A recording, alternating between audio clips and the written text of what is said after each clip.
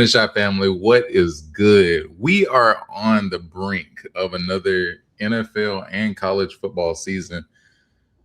Hundo, last episode we talked about the NBA, but this is NFL. This is prime NFL season. Like, how are you feeling about football at our doorsteps? We're getting ready to brink on another NFL and college football season. How you feeling? Yeah, man, it's back, man. It's about that time. Group chat going crazy with hate. You know it's football season, man. Yeah, are you more excited to see the Broncos in the NFL, or are you excited for college football with Georgia? Mm, Probably the NFL, bro. Broncos was close. Like I feel like college football is kind of like wide open right now. Um, Georgia definitely gonna be in the mix for the SEC, but it's gonna be some competition out there. The SEC always tough, so we gonna see what Kirby Smart got. But I'm excited to see what the Broncos do, man. The Broncos was close, man. Yeah, I definitely am excited. Y'all added Jalen Waddle, and Bo Nix is coming back, so I definitely think I got a chance. But before we talk about the good teams, let's go to the other side and talk about the Hall of Fame game that is coming up. You have the Panthers are facing off against the Arizona Cardinals, in the inaugural game. So first of all, I want you to tell me, like, how do you feel about the Hall of Fame game and just the NFL preseason overall? And then let's dive into the actual game. Yeah, it's gonna be exciting to see some of the younger guys, some of the guys that's trying to make the team, see what they can do. Um, I know Bryce is not gonna be playing, and Carson Beck's gonna get the start, former Georgia guy. So we gonna see what he can do out there with the Cardinals. The Cardinals got a pretty young team, so we're gonna see a lot of them young boys out there trying to make plays. I don't expect the Cardinals to be too good this year, so this will be a good opportunity for some of their young guys, man. Yeah, I agree. I feel like Jacoby Brissett just signed this, that deal, but I guess Carson is trying to, claw his way into the league, and this kind of would determine if they have a quarterback or if they're going to be looking at quarterbacks in this 2027 class. I guess like for most of the football fans, everybody's excited to see what Jeremiah Love looks like going into the playoffs. I mean, going into this Hall of Fame game. He was the number 4 pick, I believe, in this past NFL draft. And also too, just to see like who emerges as the number 1 option in the wide receiver room. Like on Twitter, there's been a lot of people talking about how Marvin Harrison has declined since he's come in from Ohio State. But I'm curious to know what him and Michael Wilson looks like in terms of that wide receiver room. And for the Panthers, they have endured a lot of injuries just over the past couple of weeks. They said that Xavier Leggett was carted off today. So who steps up in terms of their, wide receiver 2 slot? Because, you have McMillan or Tatoria McMillan coming in from Arizona, who had a decent year last year. But I guess now, that second punch is kind of gone. Hopefully it's not anything serious. But what does that look like? I guess in this NFL preseason game, we'll see who's going to emerge as that next option for Bryce Young this season. Yeah, and we talked about it before, and we'll probably talk about it more as the season goes along. But like when you look at the landscape of like the NFC South, it's like the division is low key wide open. Like it's probably gonna be the worst division, but it's still like a wide open division. Like anybody can win it. So like you said, to your point, like it's gonna be important to see who steps up as that wide receiver too. Bryce Young pretty much playing for a contract this upcoming season, trying to get that big extension, that big payday. So this is a big year for the Panthers, man, and it starts this week. Yeah. How, like, if you were a GM, based on the data that you have now, would you give Bryce a long-term contract? My thing when it comes to that is like, who are you gonna replace him with? Like, I feel like he isn't terrible, but like he isn't like the best. Like, I feel like he did a pretty good job down the stretch last year. I feel like he's taking strides to show you that he's probably worth it. Can he do it consistently? So I feel like this is going to be a big year for him. But right now, I probably would give it to him. I probably would. Yes, yeah, I'm the kind of the other way. I wouldn't give it to him, honestly. I think he's undersized. He makes, good reads, but I feel like in terms of his overall production, it would be beneficial for me to go the Kirk Cousins route than just go ahead and pay him, just because like I think he's more replaceable than you think, honestly. And I feel like especially with this class. If you suck this year, you at least have a chance to get a decent quarterback in this year's draft, and they're going to be free agents that I think are comparable to Bryce. Um, I just don't know if I'm ready to be okay with signing him long term, especially for the money that quarterbacks are getting nowadays. So what can he do this year to prove to you that he can get the contract or that he should get the contract? I feel like the Baker Mayfield season 2 years ago, where he kind of puts the team on his back, and he's actually competing for around 11 to 15 in terms of quarterback ranks.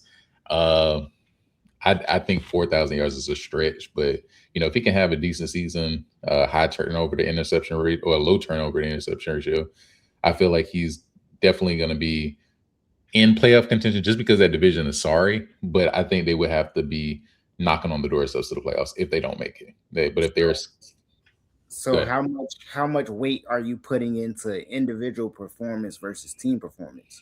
Because let's say he has an average year, but they win, 11, 12 games, hypothetically speaking. I mean, for the Panthers to win 11, 12 games, yeah, you definitely pay him. Like, I think he had to contribute in some way, shape, or form to that. But I feel like it's going to be looked at in terms of, can you get us over the hump? Because that's what franchise money for me is. Because I think if he's willing to negotiate a like a marginal deal, we can talk about it because for that security. But if he's talking 55, like if he's talking what Baker wants now, like that 55 range, no, I'm out the door. Okay. Who? Okay, let's do a quick who's better. Do you think, who do you have, like Bryce or Jacoby Brissett? Are we going based off last year? Are we going based off potential or what? If you were starting a franchise, like who do you want on your team? I would take Bryce, me personally. But see, the fact that you had to wait and think about it, I feel like says a lot. Okay, go ahead. No, I was just gonna say I would take Bryce, bro. I feel like we've seen the best Jacoby. Like I feel like we haven't seen the best Bryce yet, and I feel like that's, in my opinion, that's good. I feel like that's a good thing.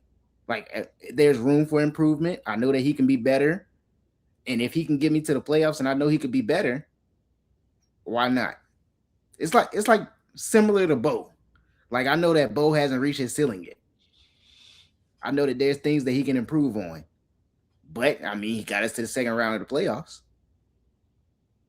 Bo or Gino? Huh? Bo or Geno Smith? That's a question. No, sorry. Bryce or Geno Smith? Bryce. Bryce or Sam Darnold? Sam Darnold. Bryce or Kirk? I'm a Kirk fan. So I would say Kirk. Bryce or Tua? Oh, I'm gonna take Bryce just because of health. all I can see is the gang signs, bro. That's all I can see. All I can see is the gang signs, bro.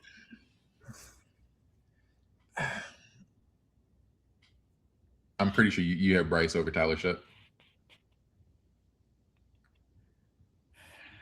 I agree. I'm with you on that. I don't know, bro. Tyler was making some plays last year, bro. He was last year, bro. Sleep on Tyler. I like Tyler. That's close. That's close. I might lean Tyler. I'm definitely picking Tyler. I mean, Bryce or Cam Ward? Bryce. I feel like that's a toss up. Bryce or Kyler Murray? Bryce. Yeah. Bryce. I don't know. I feel like a healthy Kyler Murray, bro, can be electric, bro. They both small. But I feel like that's a problem. If this man is I feel like the difference is Kyler's legs, his ability to run and move. That's fair. I'll give you that one.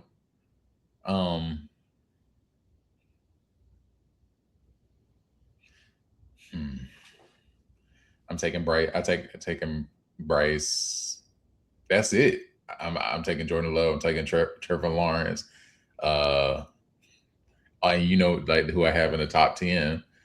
I'm trying to think of a mid-marginal guy, but I feel like he's closer to the bottom. And I feel like even with the bottom guys, both of us hesitated in terms of picking Bryce. So Daniel Jones or Bryce? Daniel Jones. Yeah. Bigger.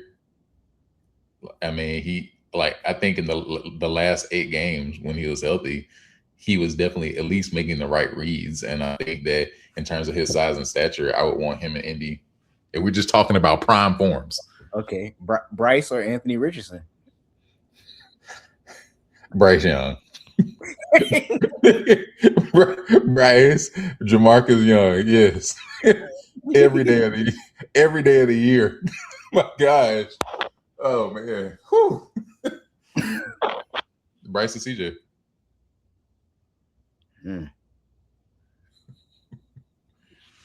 What CJ am I getting?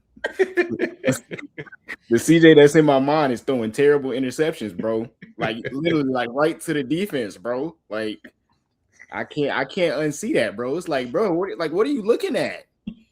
Like I might have to take Bryce just off the strength of that.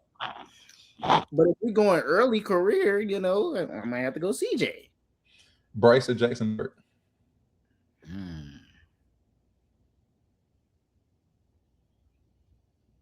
Give me Jackson Dart. Give me Jackson Dart. As long as he's not getting concussions, give me Jackson Dart.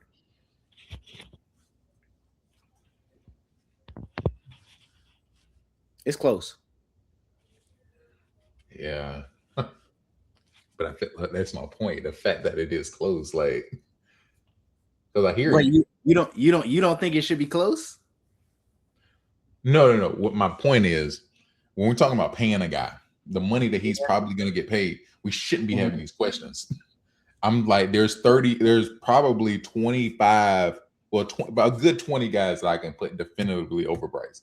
And once you start getting into that 21 to 32 discussion, you're not really a franchise guy to me.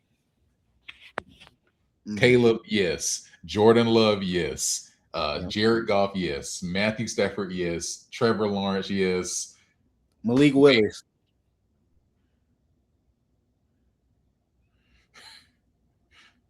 I'm taking Bryce. Okay. I'm not that crazy. Not yet. But we'll see. I think this year. Aaron Rodgers or Bryce? This year, Aaron Rodgers. Aaron Rodgers. Over Bryce? Yes.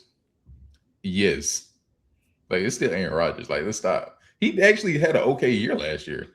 Like, we gotta pull up the numbers for him between him and Bryce last year. I feel like he had just as many yards. Let's pull it up.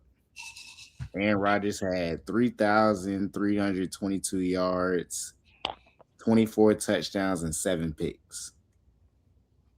Bryce Young had 3,011 yards, 23 touchdowns, 11 picks. Yes, I'm taking Aaron Rodgers. Yes. At 40. Exactly. My point. I assume you're taking Brock Purdy. Absolutely. You know how I feel. I think that's it. Jaden Daniels. Yeah. I feel like you would take Jaden. Like, for sure. Like, outside of him getting hurt last year, like I feel like he's miles better than Bryce Young.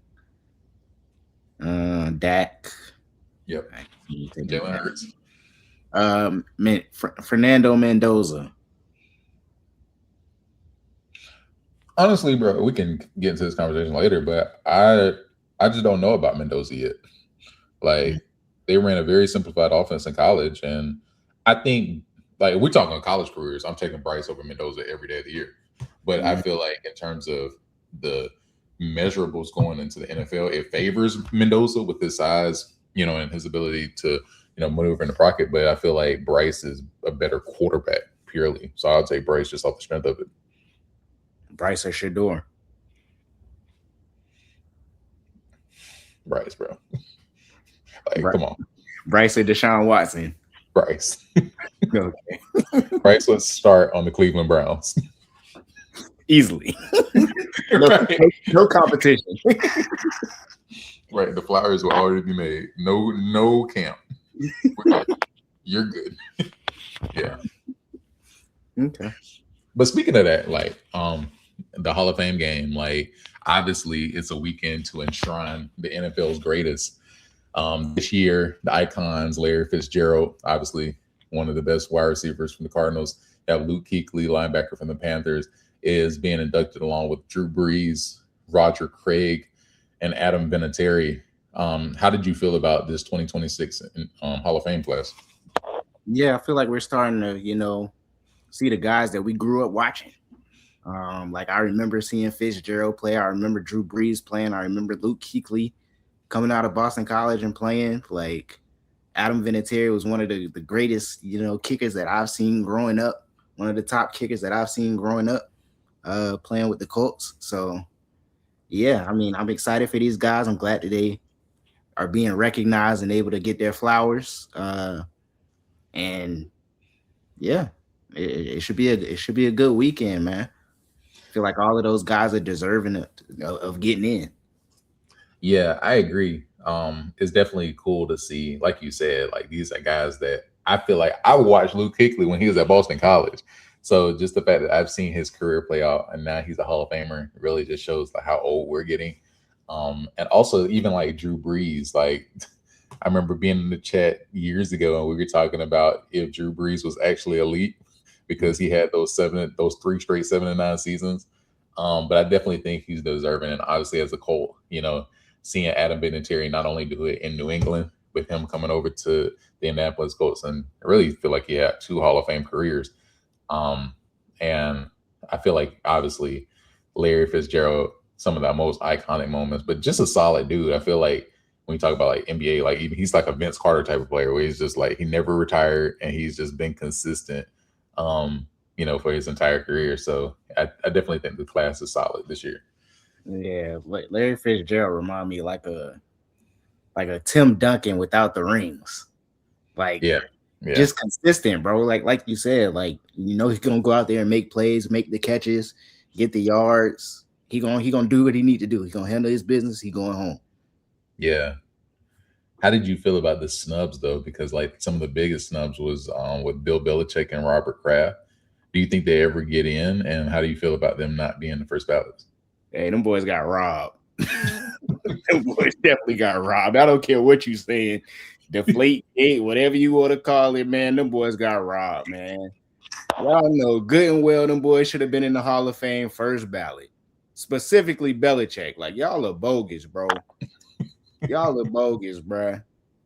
Y'all bogus, bro. That's one of the greatest coaches we ever seen. Ever. Across sports.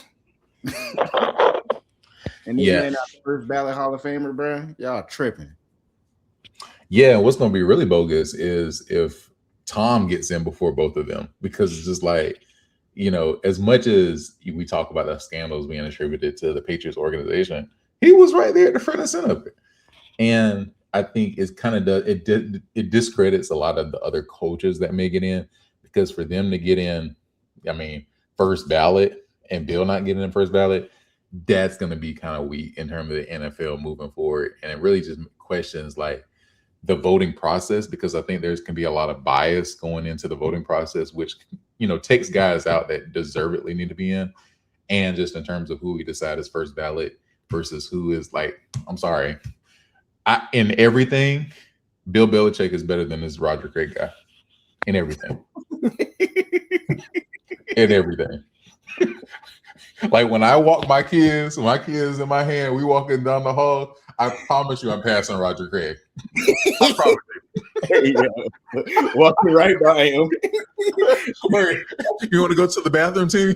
Like, nobody's going to stop and see Roger Craig, bro. I'm sorry. But let me see what this man did. Roger Craig. Yeah, you about to be surprised. Oh, shoot, it's a black man. Hey,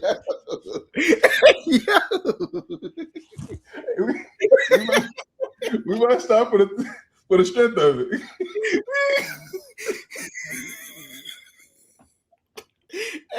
position he played? He played fullback and running back. He had. I'm asleep, bro. Okay.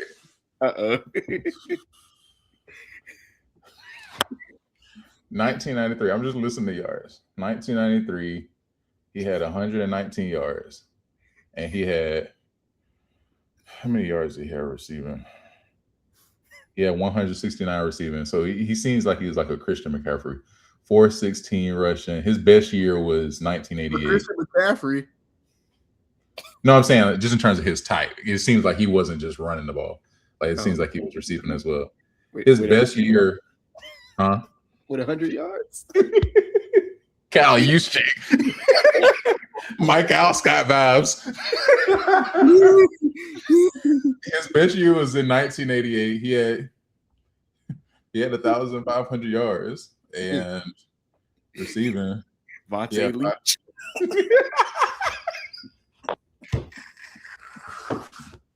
Hey, 534 yards. Yeah, this man not a Hall. Did he have 1,000 yards in any season? Rushing, yeah, he had 1,000 yards 3 seasons out of his 3, 4, 5, 6, 7, 8, 9, 10. Out of his 11 seasons, he had 3. Okay. But he seems like he was like this wide back because I mean he had like receiving yards too. I mean, not many, but his 1985 year, he had 1,000 receiving yards. Dang. Hold on. 1,000 receiving yards and 1,000 rushing yards. Hey. So, Hey, Rod. What's going on, Roger? How you doing? Hey, meet my son, bro. Hey, cool kindness for my son. Word. Hey, I got this 49er jersey for you, cuz. Yeah. Well, I mean, okay. I'm sure at that time he probably went crazy, like coming from Nebraska. We need to get him. Boy, can do everything. Yeah. I think they got him in the poster next to Christian McCaffrey. Christian McCaffrey and Marshall Faulk. He's kind of that vibe. So yeah. Okay. But I'm sorry. I think in terms of we telling the story of the NFL, people are gonna look. We're gonna be flipping pages with Bill Belichick. With Roger Craig, we're gonna flip one page. Let's keep going, guys. Okay. Word, yeah. Yeah, chapter 32. Where's the rest? Who else is in here? Hey, that editor gonna have the easiest day with Roger Craig, bro. Yeah. I do feel like it's bogus though. Like, if you good and you solid, we can talk. If we look at everybody rap sheet in the NFL Hall of Fame, we can pick something out that they did that was scandalous. I feel like for Bill, even if you take out the scandals, he still had a Hall of Fame career. So I just feel like I hope it's not one of those TO situations where they just keep him out and like, you know, we go later into our adult lives and he's still not in, because I think it kind of discredited what the Hall of Fame is to me. Yeah, I agree. Get that man in. Yeah. So let's transition to something that other people say is bogus with this injunction. So the judge grants the class of 22 athletes that are seeking a 5th NCAA season. They deemed them eligible for their 5th year. So the ruling was from the U.S. District Judge Charlotte Sweeney in Denver, Colorado. And it undercuts the NCAA's plan to have this so-called 5-for-5 rule go into play starting in 2027. That actually can happen right now because of this ruling. This is kind of in a weird spot in terms of transitioning for the transfers that are going into this next season. And like we talked about outside the chat, there's some people who would have been eligible who are now in the NFL or NBA. So it kind of doesn't make sense for them who have signed contracts to avoid that contract to go back. But there are a couple of guys like a Jalen Washington, who was a UNC guy. You know, he gets a 5th year, so he's going to Tennessee now. and there are other people in the portal who are looking for that fifth season of eligibility who would got it granted. So I guess as a college sports fan for both of us, like how do you feel about this rule, and like what do you think it affects moving forward? Yeah, I feel like the NCAA is in a weird spot, as we've been saying the past couple of years. They got to figure out a right system in a sense. Yeah. Seems like every month, every other month, something's coming up, something's changing. Players trying to get another year eligibility. So we'll see how it works. For the athletes, take advantage of it, bro. Like if you can get another year and you feel like you want to play another year, take it. Try to find you a new home and in the transfer portal. Hopefully you can get another Mhm. year, get the most out of it, bro. With the NIL money going around, go get you a little bag. This might be your last chance to get a bag for some of them. For others, you might get an opportunity to go play pro. So take advantage of it.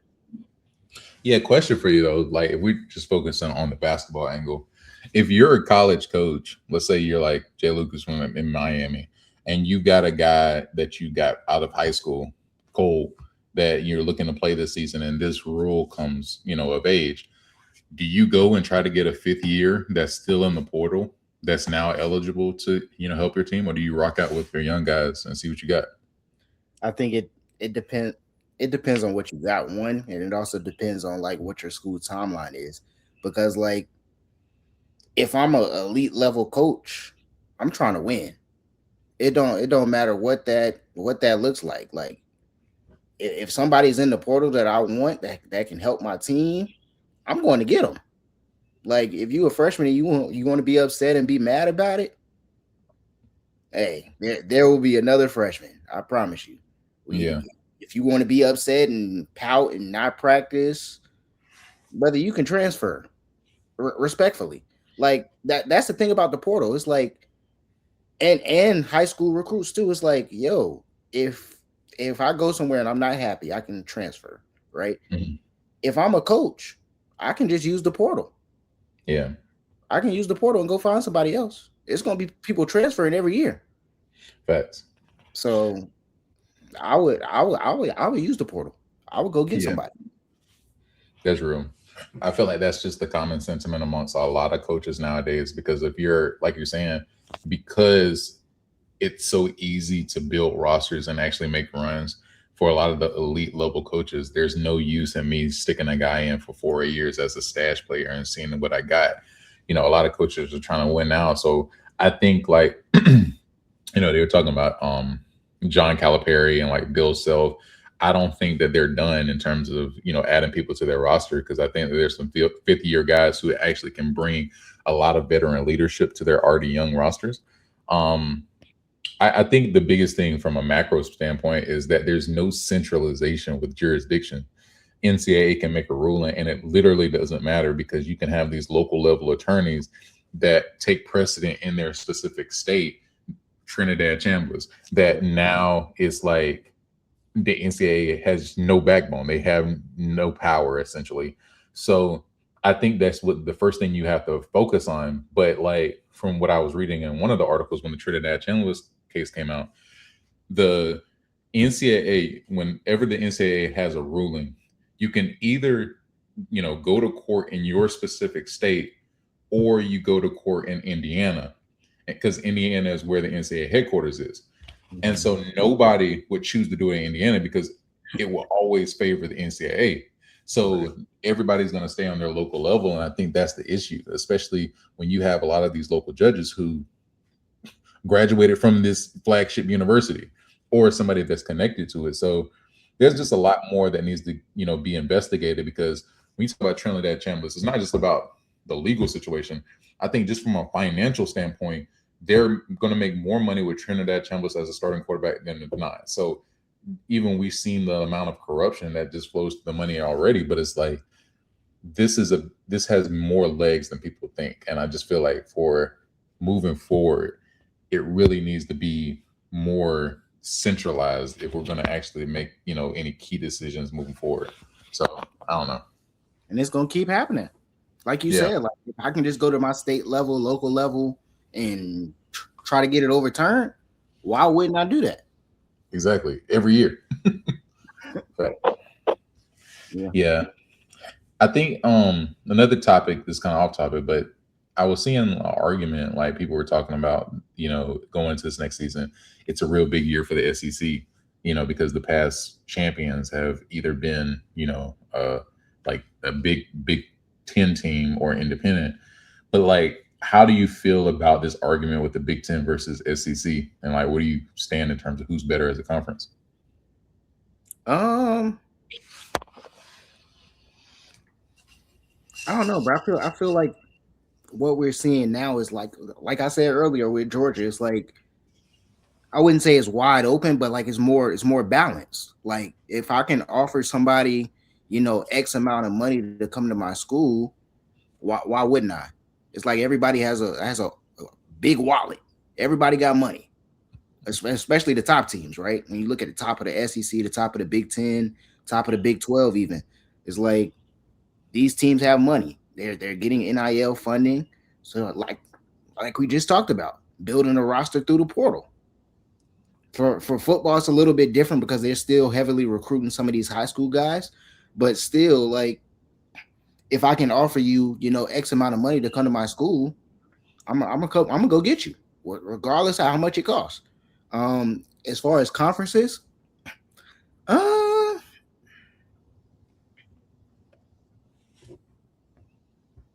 I don't know, bruh. I feel like the SEC is still the SEC in a sense.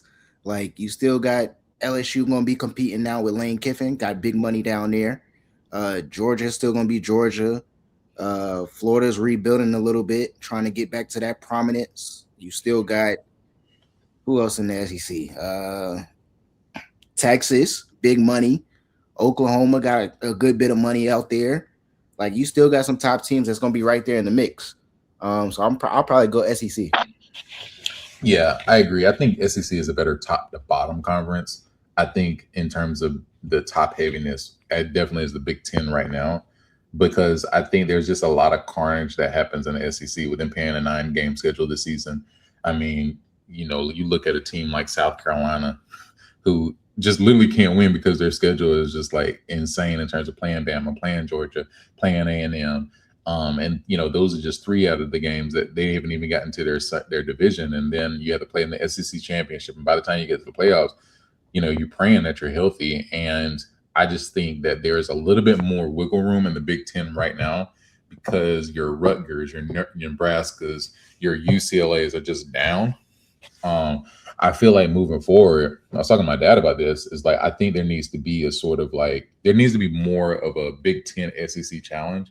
Like I want to see how your lesser teams in the Big Ten fare against the lesser teams in the SEC because we'll know.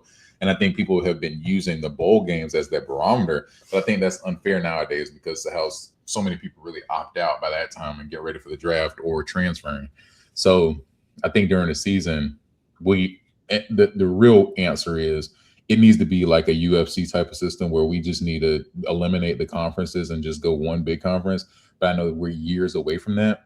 But I really think it will expose kind of some of the attrition that goes into playing the SEC type schedule. And one thing that I will say, like we saw like the Texas and Ohio State matchup. What that was the way last year, right? Last Uh, year. so like we see it a little bit, but like a lot of teams aren't going to do that. A lot of teams aren't going to, and from a week to week standpoint, a lot of teams aren't going to do that. So like, yeah, you might see it one time throughout the season, but like we can't afford to lose two non-conference games because we're Facts. not in the college football playoffs Yeah. unless we go undefeated in the Big Ten and or SEC, and that's unlikely. Yeah. So that's the only concern with that in football at least. But I mean, I would like to see it as a fan, but I don't think teams would do it just because they don't want to miss out on making the college football Yeah. playoff. Yeah, and that's kind of the argument that I get for the people that want to expand because, like you're saying, what happens is because people are scared about their conference schedule, you start playing Eastern Washington State in your non-conference, and nobody really wants to see that. So I think some of these tune-up games will be eliminated because you can have a little bit more flexibility in the regular season if there's an expanded playoff. But now, because you know every decision and every game is so impactful and so important, teams are going to be careful with anything they do. Like I doubt if we will see that Ohio State Texas like after that home and home is done, if we will see that early in the season again. Right. Yeah. Who are you like outside of Georgia? If there's any teams that you're excited to see coming into the season? Um, I want to see what Darian Mensah looks like at in Miami. Yeah. Um, we saw what they could do, bringing in Carson Beck. Um, so we'll see. I think Miami is a team to watch. I'm interested to see how LSU looks with Lane Kiffin as well. A lot of noise, a lot of chatter surrounding that team. So we'll. Yeah, like we're talking about in the chat, but I'm kind of curious to see what Clemson looks like this year because like nobody thought that James Franklin was going to get fired going into last season, and then everything spiraled, after the UCLA game for sure. And I think week one is more important for Clemson than it is for LSU because I think if LSU beats them handedly, I think the rest of Clemson season, like they can't lose, like versus, but they have Miami, you have Florida State, you got Duke, like the ones that they dropped last year. Like I think there has to be some kind of hope going into next season, but I feel like if they lose badly, all hope is lost. And I'm curious to know if Dabo doesn't get fired. I could definitely see there as a path, but Dabo just steps down and he goes, they split ways. Um, just because there's a philosophical difference in terms of what they want to do moving forward. That's one team I'm curious to know. And like even with Colorado, like 3 years ago we were talking about Dion might take the Florida State job, and now it seems like it's going on a downhill trajectory. But I'm curious to know like what they look like in terms of just competing on the Big 12 scale because I was looking at the lines for the Big 12 and they were like closer to the bottom, and it's crazy to think, but I'm just curious to know what those two coaches look like in terms of next season and moving forward, honestly. Yeah, like I feel like the thing with Dion too is like if he doesn't have a good year, like he's probably going to get fired or he's probably going to retire. And then also like what does a good year look like? Does he just need to be bowl eligible? Does he need to, get 8, 9 wins? Like how many wins does he need to get to try to, keep his job and even attract talent? Because now it was like a lot of noise around him when he first got there, and now it's like, oh, nobody's really talking about Dion in Colorado.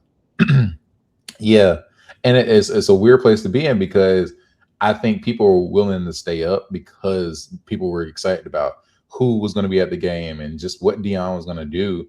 Now that that's wore off, a lot of these people are not staying up to watch Colorado. So it's going to be one of those situations where all the aura is going to be lost, especially if they're losing.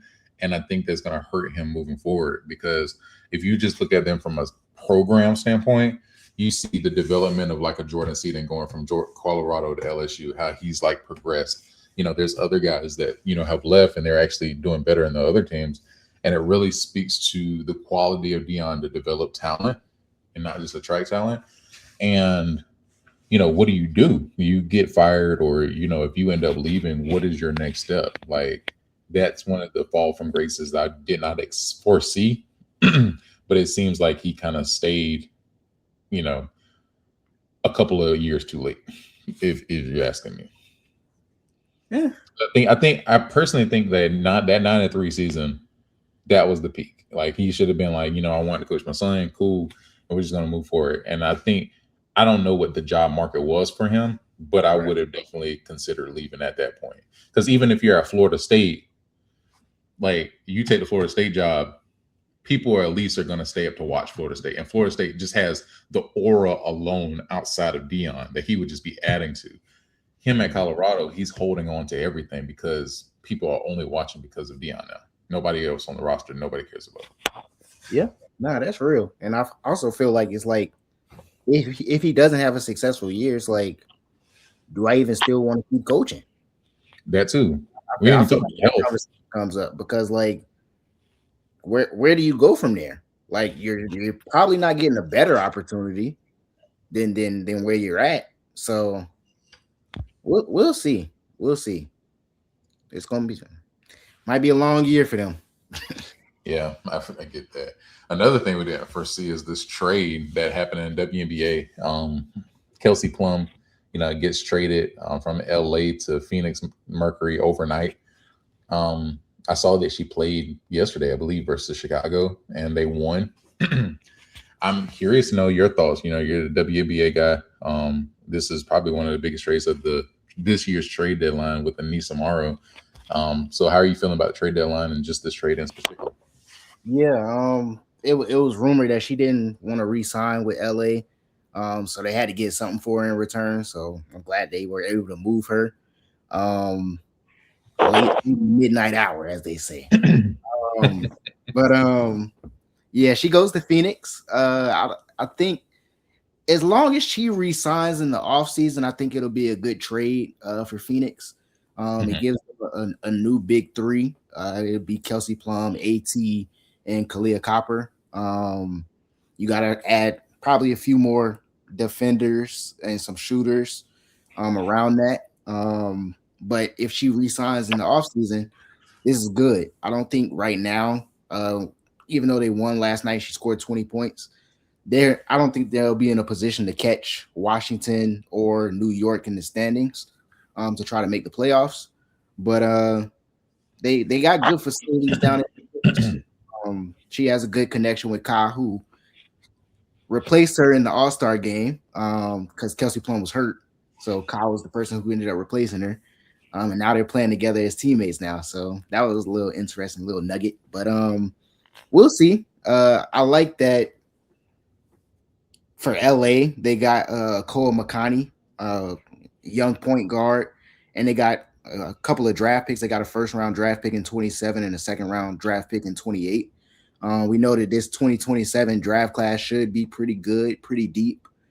So having two first round picks for LA will be good. They got to figure out what they're gonna do with NECA and De'Erica Hamby down low because they don't really meet the timeline of everybody else that's on the roster being two veterans. So we'll see what happens with them two down low. But like I said, having those two first round picks should be good. Hopefully they're, top 5, top 10 picks. And they can get somebody that's a, franchise changer. Yeah, I guess for me immediately, like I agree with you. I think the Sparks won the trade if Kelsey Plum doesn't end up signing with the Mercury. I think for looking at the owner Matt Ishbia, we saw the same kind of thing happen when they traded for Bradley Bill, KD, and you already had Devin Booker, and it seems like he's such in a win now mode that you gave up two valuable picks. Um, and I haven't watched the Cole McConney girl play as much, but to give up a young asset and two picks, those are going to be valuable for the Sparks moving forward. You added Agumake, and I feel like they're going to be in the Juju sweepstakes, which is going to be curious to know moving forward what that looks like, with that roster. I think, looking at the game last night, one of the things that I saw with Kelsey Plum is she definitely adds much needed playmaking to Phoenix. Obviously you have Alyssa Thomas, but where they sit right now is like, can they make a big enough run to convince Kelsey to stay? Like I think they're like 12th, I believe, in the standings. And what does that look like in terms of like a long term move and like who do you build around on that team? Because you don't have any draft picks, and now I guess you're going to be banking off of free agency and trying to trade some of your younger pieces for a more established core. Yeah, and that's one thing that Phoenix has been doing, the past few years, and even, when they had DT and Brittany Griner, it's like they don't they don't they aren't developing young talent. They aren't drafting young talent, keeping them and developing them. They are, going after these veterans, these older players to try to, like you said, win now. Like they aren't into waiting around, 2 or 3 years to have somebody develop. They'll go pay the money to go get somebody. And I feel like if you're Phoenix, it's like I'm not making this trade if I don't know that Kelsey Plum is going to resign, right? Like if there's any hesitation that I don't think she'll resign, I'm not making that trade because, like you said, to your point, it's like they're 12th in the standings. If had they been like 7th or 6th, yes, make that trade because you have a potential chance to do something in the playoffs. I don't think that they're in a position right now try to make a playoff run, make a playoff push. Like, yes, they can win games, but like they're gonna need help, a lot of help. They're gonna Yeah. need those teams in front of them to lose, not just them winning. So that's the other side of it too. So it's like if I'm Phoenix, I'm not making this trade unless Kelsey Plum is, I've gotten some inkling that she's going to resign. So Do you, hopefully do she you resigns. think that? Do you think if they would have tanked or they've been sorry with At Chloe McKee and had those first and went and got a Juju Watt? I mean, Juju. Do you think Kelsey would have signed there? Like, you know, outside of them trading for her, or where do you think she would have gone as an unrestricted free agent? I would have liked to see her in like a Golden State or like a Seattle. I had mentioned this on the pod with John the other day, but like, had she gone to Golden State, I think that was probably a hesitation with them trying to trade for her, is that they didn't want to give up a first round pick or give up any of the players that they have on their roster to go get her. I feel like Golden State would be a perfect spot. She could go back to playing the two. They got Veronica Burton at the one. They got Gabby Williams on the wing. They got a lot of talent over there. She got a former relationship with the head coach, Natalie Nakase, who used to be an assistant with the Aces. And then I was thinking Seattle because they're a young team. They're missing a star go-to player, but you got Dominique Malonga, you got Awa Fam, and you got Big Four, Flajay Johnson. So adding her to that mix, adding her to that core, as well as like a first round pick, a high first round pick that Seattle would have, that would be good. I feel like she could lead that team and they could turn things around in Seattle. Okay, what about Connecticut trading for Connecticut trading Anissa Morrow to Toronto? How did you feel about that trade? Yeah, I like the move for Toronto. They were trying to get a big in the past off season. They missed out on Shakira because Washington ended up matching that contract, and she ended up re-signing with Washington instead of going to Toronto. So they were always looking for a big. I think Anissa is a bully down low, double machine. She's going to rebound the ball, similar to Angel. Not on Angel's level, but like similar in that manner. She's hustles, can get buckets down low. And they have Marina Mabry and Brittany Sykes when she's healthy. So I think that'll be a good, core big three to kind of build around in Toronto. And then for Connecticut, who will be Houston this upcoming season or next season, Yeah. um, they're not good. They're not good. So they'll have a high draft pick. They got to figure out what pieces they want to build around. Anissa was coming off the bench. They had a good bit of veteran players and young players on that roster. They got BG over there. They got Olivia Nelson Adota over there. They got Aaliyah Edwards over there as well. So we'll see. But I feel like they're in a rebuild situation. Like I said, they'll be in Houston next year. So hopefully that new energy will turn things around for them. Did they trade? Were there any picks associated with that trade? Anissa Morrow? I think they got a player. I think they got a player and maybe a second. I don't. They didn't get a first for Anissa. Yeah, yeah. She seems good. Like I'm looking at her stats. She's a double machine, and I think it gives Toronto a veteran in terms of the front court. I guess if there are no picks attached, like is this girl good that they got? Like, what is the signal for Connecticut? They just needed to get off that contract. Yeah, I just don't think that she probably either wanted to be there, wasn't happy with her role probably. Um, but yeah, they didn't get much in return for her. They probably could have got more. That's the thing. Like you Yeah, said, like the double machine, bro. Like, and she's a young player. It's like you could have got way more for Anissa than what you got. But I think they were just ready to move her. In all honesty. okay. All right. So let's talk about the game that happened Sunday or Saturday.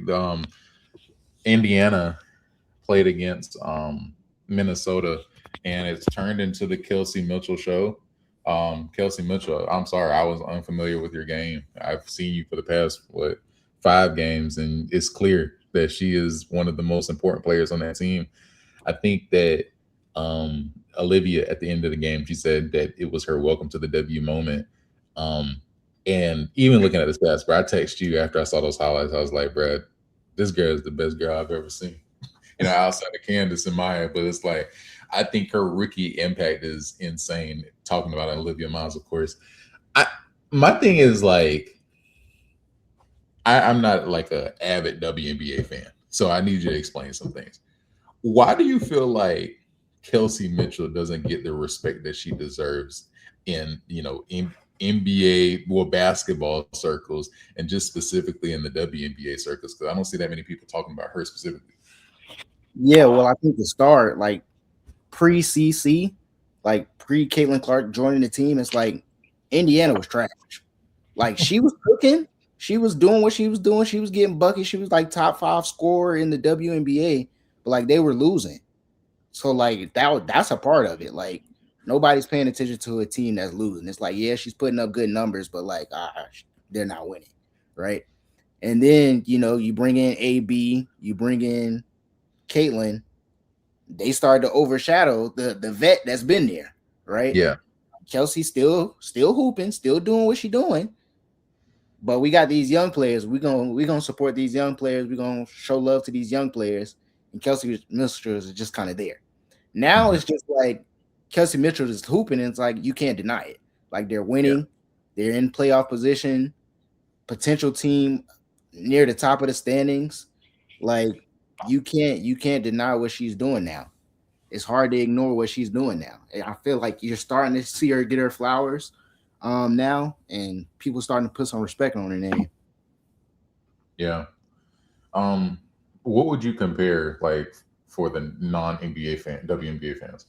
What would you compare Olivia Miles' rookie season to in the NBA? Mm.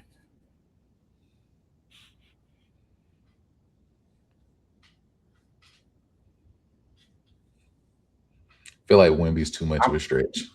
I'm thinking like, and this might be a stretch too, but I'm gonna say it anyways. Like James Harden with the Rockets. It's Like fair. It's I fair. think I think I think back to like those years. It's like hooping at a very high level, like literally carrying the team. Like now, like when you look at it, like especially like the first half of the season before Fee came back, it's like it was her and everybody else. Like without her impact, like I don't think Natasha Howard's an all-star. Not gonna lie to you. Like I don't think Natasha Howard's making an all-star team. If you take Olivia Miles off that team, Natasha Howard's not making an all-star. I It's feel fair. I, I feel like she's hooping, bro. She's hooping. That's that's the first thing that comes to mind. Like James Harden with the Rockets, bro. Okay. I was thinking Dylan Harper this season, but I mean, I know he was a six man, but I think Dylan Harper could have done this as a starter. But I feel like I'm underselling her because you start to get into the whole Duncan rookie season and like Magic Johnson, but I feel like because now that you say that, I was like, well, she has Natasha Howard and now she has Fee, so how much of that is just her, but the fact that you're saying that, you know you could lean into Duncan. I'm trying to think of who had a more impressive like rookie season. And then obviously, if we're just talking about seasons in general, I was thinking about like the impact, just impact, like Russ when Katie left, like that Mhm. kind of influence over a team. Yeah, Um, but that yeah, willpower too. Like I feel like she got some of that in her. yeah, Like where she can just put like if need be, I can put the cape on. Like I, yeah, I know this is Fee's team, but like if I need to, I can be that person. facts. Yeah. What do you think? Do you think that she can actually win MVP this season? I think she's second. I think Asia will get it. I do think that if the Aces do slip up, it'll be more of a conversation. Hmm. I feel like it's several players because like yes, Olivia's hooping, but like when you look at her numbers, it's like it's nothing like crazy that like stands out or anything. But like Yeah. if you actually watch the game, it's like, bro, she's changing the game, bro. Like Yeah. she's playing at a very high level. Yeah, I was gonna say it's like kind of one of those CP3. She has that kind of CP3 IQ in terms of making the right reads and just making the right plays. It's not every one of her metrics are not going to be blaring out of the stat sheet, but you can see in the game how she impacts her roster. I guess just like moving forward though, if you're Minnesota, do you just build around Olivia, or is it still the Fee show and now Fee has help with a solid guard? Yeah, that's gonna be the conversation because like the interesting thing is like Fee contract is up. Like after this year, like Fee will be a free agent potentially. Hmm. So if I'm Minnesota, I'm keeping Fee. Like you got to keep her. Like she's arguably a top 3 player in the league. You gonna keep that. You gonna build around that. But like Olivia Miles is the future. Like I said before, like on the previous episode, it's like they didn't need Olivia Miles on this team. Like they were one of the best teams in the league. They were able to get this pick from Chicago because Chicago wanted to move back in the draft to get Angel, Yeah, and now Angel's not even on Chicago, but like they blessed Minnesota with a top pick, so and they were able to get Olivia Miles. You had yeah, Olivia Miles to a team that was at the top of the standings last year, like that. It's almost like the Thunder having a top draft pick. yeah, You don't need it, but it's like we got it, so we're gonna draft somebody. yeah. So, do you think um it's justified for Dallas to pass up on her and get Ozzy, or like, are you in the camp that's saying that this is the biggest debacle of all time? I heard Bill Simmons talk about this is kind of like passing up on Luca, um, and obviously in terms of career trajectories, if you're saying that she is a 3 and D player, then at best she has to be Clay Thompson in order for it to be like make sense. Because if anything else, it's just like you have a clear franchise superstar you passed up on Olivia. Yeah, but they got Paige. That's my only counter to that. It's like yes, but like how's that gonna look? Because is Paige the point guard? Is Olivia the point guard? How does that help or hurt one's development of either of them? But I do you mean, think Olivia needs the ball? I feel like she's better with the ball. And I It's feel fair. like that was probably a part of the reason why she transferred from Notre Dame. She was playing with Hannah Hidalgo. Now, granted, it was probably some other stuff going on with that, but like from a basketball standpoint, strictly, it's like if I've been the point guard and then I get hurt and we bring in this other point guard and now I got to play alongside of her off the ball, don't have the ball as much, and I know what I can do with the ball in my hands, I'm a transfer. In the WNBA, you can't necessarily transfer. You can That's request right.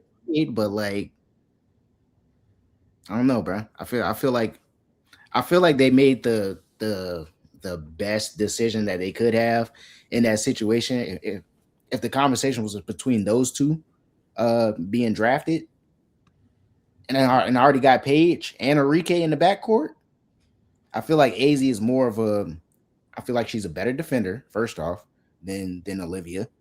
Um, Better shooter. So it's like she can fit with what we have already versus having Olivia and we trying to figure it out. Yeah. Okay. That's a good take. I mean, I feel that. I didn't think about that because I guess Paige does need the ball. I just felt like she could be this sort of CJ McCollum playmaker. Like even if she didn't have the ball, like I'm talking about Olivia, of course, but like I can see there definitely being a rift. Especially with Paige being kind of the franchise player. My only thing is just like I guess moving forward, you have Courtney Williams, so I assume they're bringing back, and you have Ozzy and AZ, and then you have Fee. Do you think that this team has enough though to win the championship? Because Minnesota, yeah. absolutely. Then do you think who would they face? Do you think? um, so my finals prediction last episode, and I stuck by this is like, I think it'll be the Aces and the Fever. That's who I said it would be. But Minnesota is definitely like the top team right now.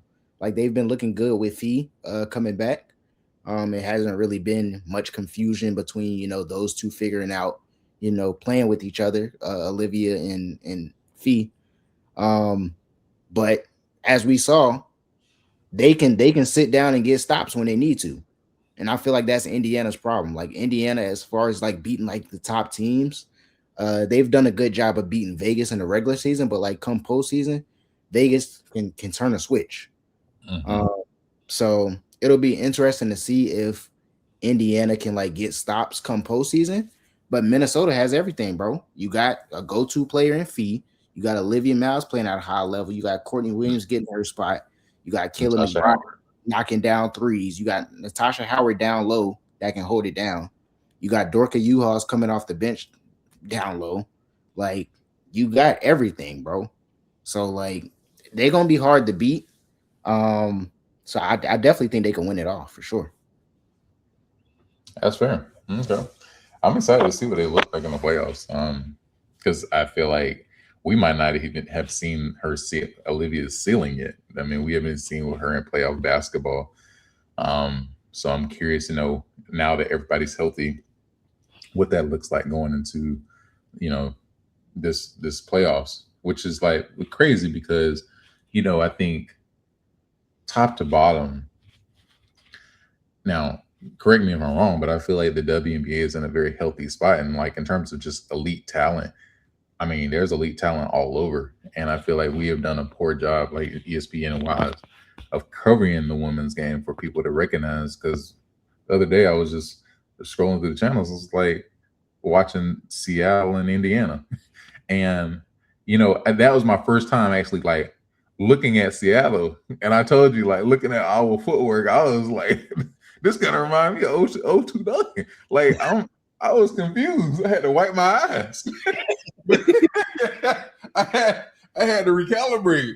But I mean, like even with Flage, Heidemann, and like Dominique Malonga, like there's a lot of exciting teams. I just don't know how you can market it effectively because I'm like, man, like I'm just an average WNBA fan, but I love basketball, and it was some good basketball, and I'm like, this should have been promoted for me to see days ago. Yeah, yeah. So I mean, I don't I don't know how they can do a better job of promoting it, but like I guess just talk about it, bro. Like on all like the sports channels, bro. Like just talk about it, bro. Like they might show like the Indiana Fever highlights, they might show the Atlanta Dream or like the Aces highlights. They might show Olivia Miles highlights, but like other than that, it's like you might not see a WNBA highlight outside of those few teams. And like you yeah, said, like it's talent all across the league. Like outside of probably Connecticut, like it's talent everywhere. Like and Connecticut even has some talent. Like they aren't terrible. They're terrible, but they got a couple of pieces that's worth watching. But yeah, I don't I don't really know how they can do a better job of marketing it, bro. Like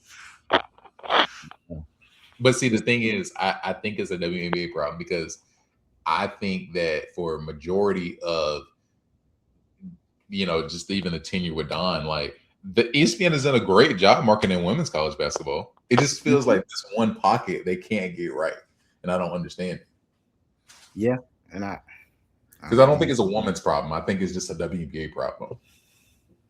Yeah, So they got to figure something out, bro. yeah, I think I'm gonna ride with Indiana this season. So CC's gonna get one. If AB is healthy, Kelsey Mitch is gonna turn it up. I'm gonna go with Indiana. They got to be able to get stops, though, bro. That's the biggest thing. They can score with anybody. They can score. They're the highest scoring team in the league, bro. But when it comes to getting stops, cones. Yeah, I mean, I just trust that. I pray that CC can get a couple shots and just put it on her back. I need to see like 2023 Iowa, like whenever she took that team to the national championship. I forgot what year that was, but that's the kind of vibe I need to see, a level of togetherness. Like, I mean, you got does AB not play any defense? Like, cannot she not be a Rudy Gobert type of player, like in the back end? No, no. She's She's more like where? she's more like a.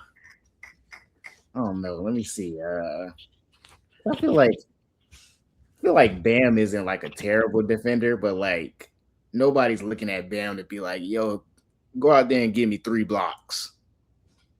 feel like he's solid, but like, and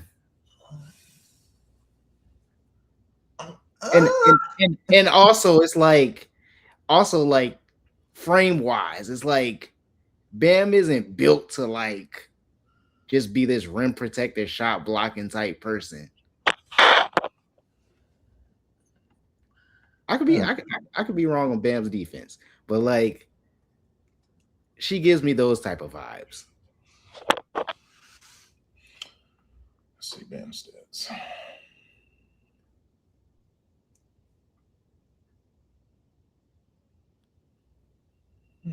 Yeah, a hider. Whew. Yeah. How many blocks he get per game? Career wise, 0.8. I'm sure he get a good bit of steals. So I feel like he be active in the steals. 1. Yeah, give me Bam for her defensively. Just defense. Hold on.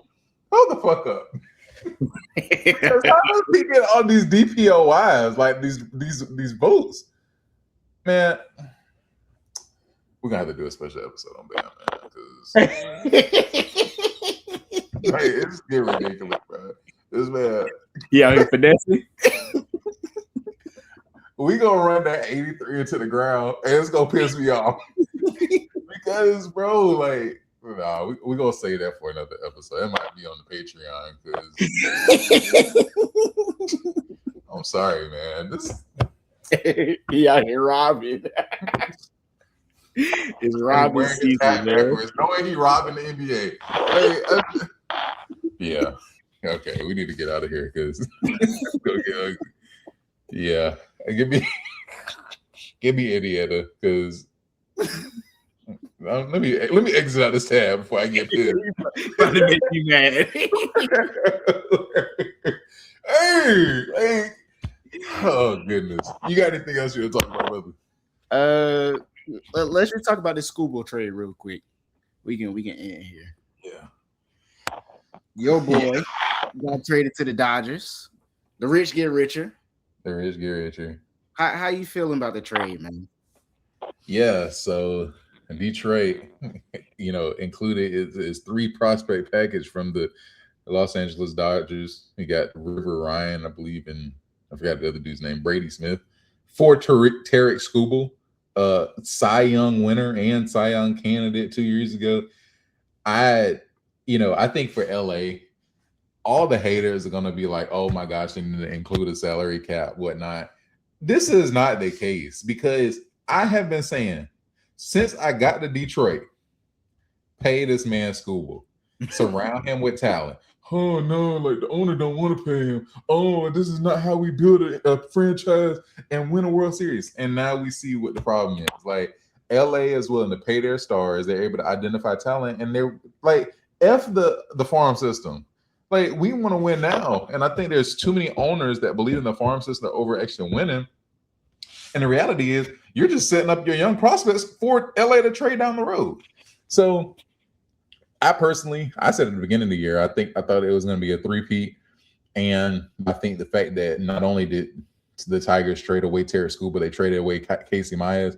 So in terms of their pitching rotation, they're kind of depleted. So I just really feel like there's a lot of sorry organizations. And like I told you before, a year ago, not every team is trying to win, brother. And I think it's a prime example of teams that get every year, walk into their office knowing they ain't going to win and just trying to put butts in the seats. This is the prime example. Yeah, I mean, I like the Dodgers' willingness to go after and get players that they want, bro. Like, they're showing that they're not afraid to, spend top dollar to go get anybody that they want to build a championship roster. Like, when you look at it across sports, it's like, this is what you want to build. Like, yeah, people are going to hate, but like, bro, we're trying to win. This is showing everybody that we're trying to win. Right. Like, that's what I'm all about. I'm trying to win. Like, if I'm the Knicks, I'm trying to go get anybody I can to win, to try to repeat. Right.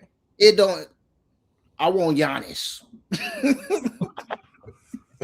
Bro, y'all just won it. Y'all don't need Giannis. I want Giannis. Giannis, facts. I need to go get whoever the top guy is. That's trade rumors, free agent. I need him. More teams need to be like this, bro. Try to win, compete. Facts. And I just don't get how like in terms of actual roster construction, like you have LA who has the bats, they have the bullpen, they have the starting pitching rotation, and people are like, "Oh my gosh, if we're gonna do a lockout and have the salary cap." If you put a salary cap, guess who the favorite's gonna be? The Dodgers, because they're gonna find a way to get around the salary cap. And I think that, like you said, there's not an aggressive leadership in a lot of these, organizations. And I feel like last year, Detroit was almost going to the World Series. Like people were hype about this team, and I'm like, instead of building on that and going to get a guy, why not go and I don't know who was a free agent last year, but like when we talk about paying the dude from Toronto, what's his name, the junior guy, Vladimir Guerrero, they were paying him like $500 million, and they're like, oh yeah, the Tigers would never do that. I'm like, why? We haven't even seen a decent player like that since Miguel Cabrera. And when you get guys like Skubal, you just keep them and build around them just because like you got something special. And I just fear that like Detroit's going to be in another lull, for the next 5 to 6 years before they get another guy. Because like I told you in the chat, they traded away David Price, they traded away Verlander, now they trade away Skubal, and two of those guys went on. Verlander went on to win a World Series, and I think the same thing's going to happen for Skubal. So I feel like Detroit sports is in shambles. I was the one person that told everybody at every local plant, I can stamp it, that while I'm here, Detroit football, Detroit basketball, and Detroit baseball will not win a championship. And so far, I've been right. Once We're again, betting 1,000. All right, I'm actually good. You saw me last year. I bet on the Seattle Mariners. I said, give me my money. Yeah. More owners and more teams, man. Get aggressive and get serious about winning, man. Whatever it takes, man. Pay that little penalty, whatever it's going to cost you. Build a championship winning team, man. Don't be afraid to build a championship winning team, man. Facts.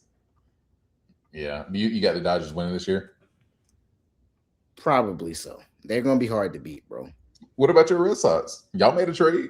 Yeah, we've been hot, man. We got a young catcher. Traded for him in the division, which I was surprised by. Like, I was surprised. Y'all gave a lot. We did, but hey, we needed the catching. We gonna see. We right there in the wild card spot. I don't know, bro. I feel like we're hot right now, but like I got to see it a little bit more. Yeah, that's facts. Skubal actually he starts tonight at 8, so curious to know what that looks like. Are you going to be watching the Hall of Fame game this year? Probably not. Probably not. Yeah, I think I might see the first drive, but once I see Roger Craig walk to the mid to the midfield, I'm good. Oh, hey, that's what Roger. That's you, Roger. Yeah. Who's this? You got a fan on the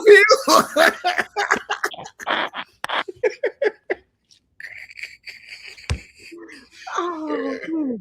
Yeah. Man, shout out Luke, man. Shout out Drew Brees. Shout out Fitz. Shout out Vinatieri, man. Shout out to them guys, man. Real Hall of Famers out here.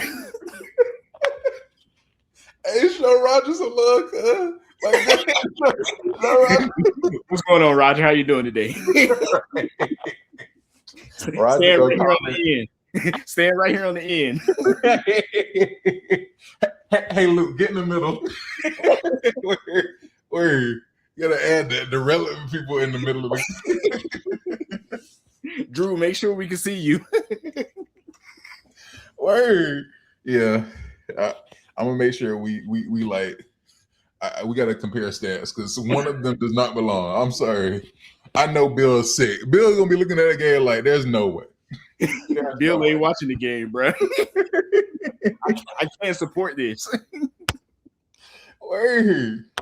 Roger who? Nah. But that recaps another episode, man.